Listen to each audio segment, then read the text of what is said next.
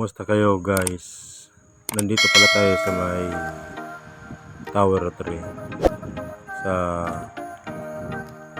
4th floor.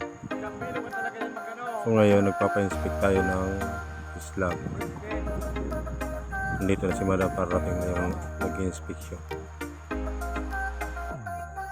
Ubusan pa lang ito, tinatapos lang yung yung swimming pool. Sobra kasing init kaya medyo mabagal-bagal yung trabaho dito. Kaya nagpapaano si ma'am ng yung mga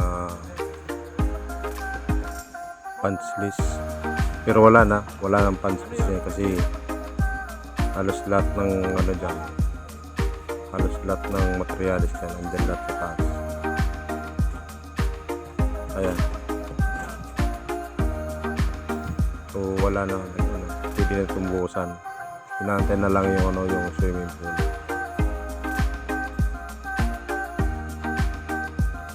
Tapos sobra kasing init dito, wala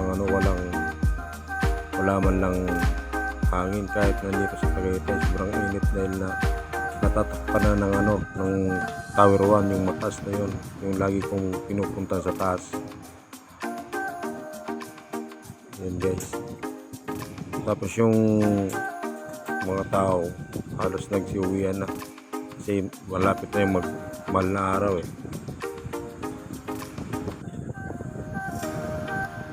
Kaunting kaunting galaw na lang nito. Ini tumbusan. Minamadali kasi ito dahil malapit na yung mahal na araw.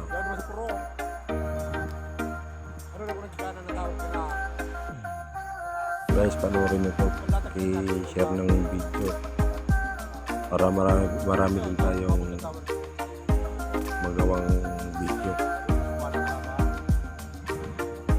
So ngayon bandang nasa 11 AM na, kaya sobrang tirip ng araw. Sobrang hirap ng trabaho pag steelman.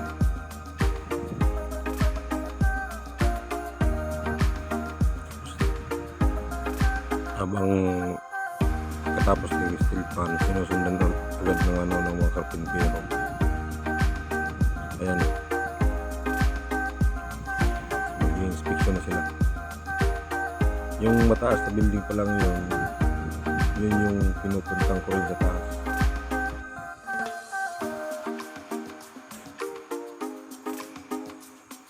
Follow and share na lang mga idol. Yun, maraming salamat mga idol sa inyo, walang sawang pag-suporta. Konting galaw-galaw na lang yan, bubuhusan na. Wala nang punch list, nakakapag-inspection na sila, tapos na. Dalawang swimming pool kasi yan, kaya medyo natatagalan. Salamat.